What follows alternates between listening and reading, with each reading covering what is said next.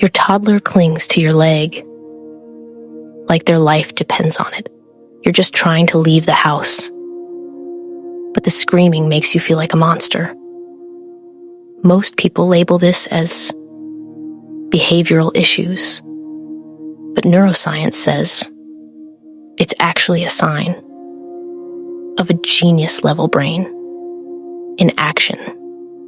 Today, we're breaking down the clingy phase, the neurological mismatch that triggers the panic, and the 60-second ritual that puts a stop to it.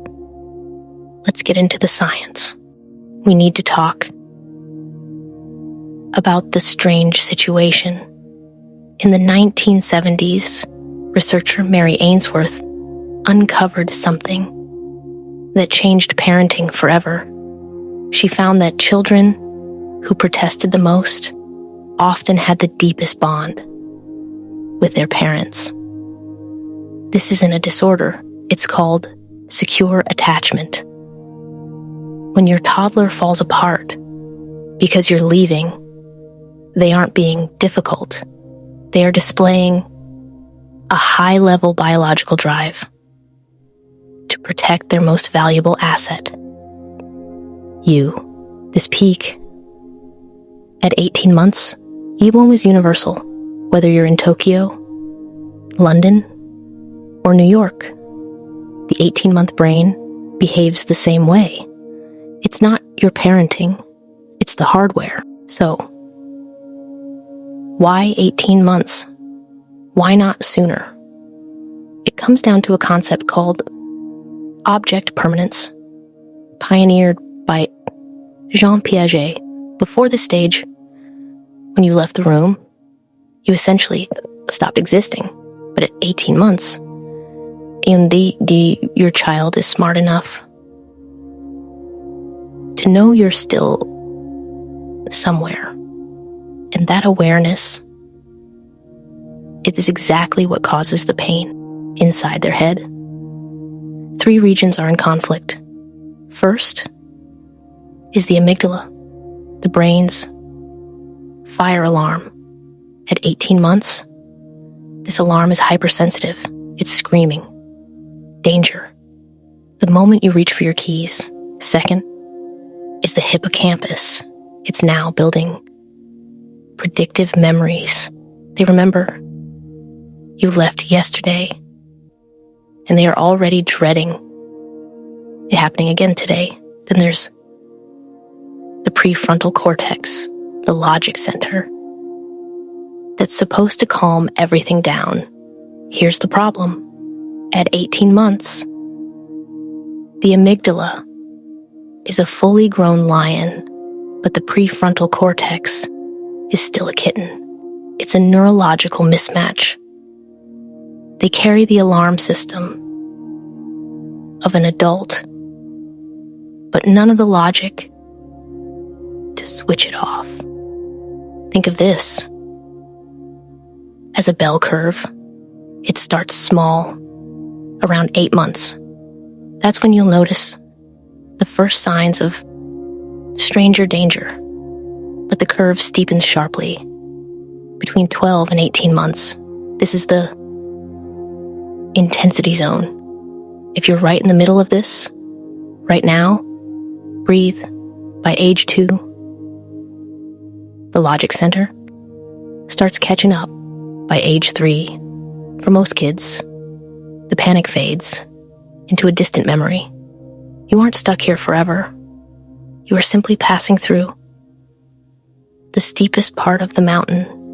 But how do you tell if this is just toddler life or something more? Here is the 15-minute rule. Normal separation anxiety is intense at the door, but it fades within 15 minutes of you leaving. Once you're gone, they play, they eat, they engage. That's a healthy brain doing its job.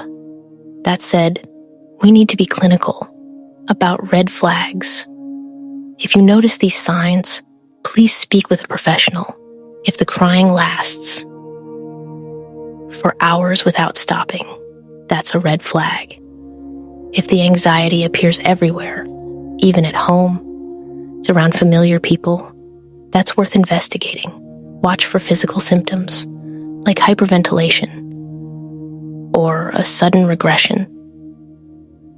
In language skills, we aren't diagnosing here, but these are signals that a child psychologist or pediatrician should assess. Early intervention isn't a failure, it's the greatest gift. You can give Begaust a struggling nervous system. Strategy number 1, the 60-second ritual. Now, let's fix your mornings.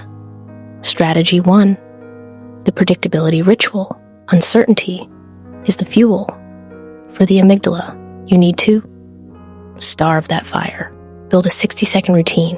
1 kiss, 1 special wave, and 1 specific phrase. Say, I love you. I'm going to work. I'll be back after nap time. Do not linger. Every extra minute you stay.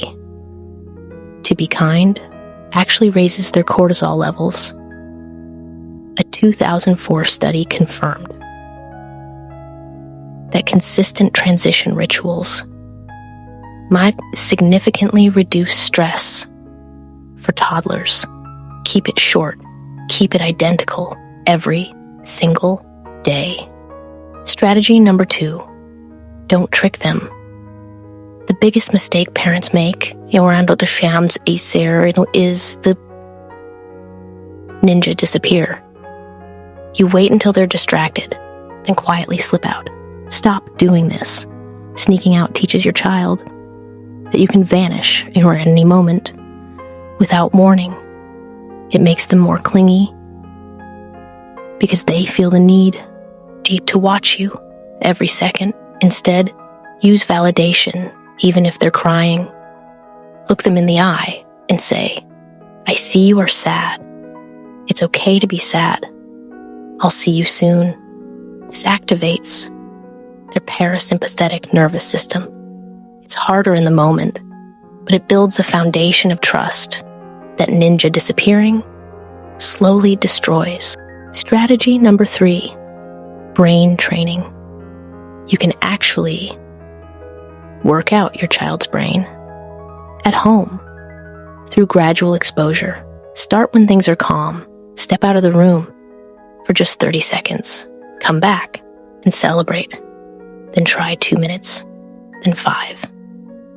You are literally rewiring the anxiety circuit, proving to their hippocampus that leaving, which always leads to returning. Success in the living room leads to success at the daycare gate. Strategy number 4, the bridge object. Toddlers struggle with abstract concepts. Mom is at work is abstract. A transitional object is concrete. Give them a bridge. It could be a stuffed animal or even a t-shirt that carries your scent. This object acts as a physical stand-in for your presence. In developmental psychology, this reduces the mental load of the separation. It gives their hands something to hold, while their heart waits for you. Strategy number 5, the reunion power hour. The goodbye matters, but the reunion is the retaining wall. When you pick them up, give them 10 minutes with immersive undistracted connection. No phone, no chores, just eye contact and play. This closes the loop. It signals to their brain that the separation was a success and the bond is safe. This safe return actually makes the next goodbye a little easier. Strategy number 6, be the thermostat. Finally, you need to regulate yourself. Toddlers have mirror neurons. If you look guilty, stressed, or like you're on the verge of tears, their amygdala fires See, I knew it. Mom is scared. So I should be terrified. You have to be. The thermostat, not the thermometer. Project warm neutrality. Your calm is their safety. This clingy phase is exhausting, but it is also a beautiful sign of just how much you matter. Your child isn't broken. They are simply deeply attached to you. If this helped you feel a little less stressed today, drop a comment. How old is your Velcro toddler? What's your goodbye ritual? Subscribe. Kids Mind Mastery for more deep dives into the science of your child's brain. Check the description for the research links. You're doing a great job. We'll see you in the next one.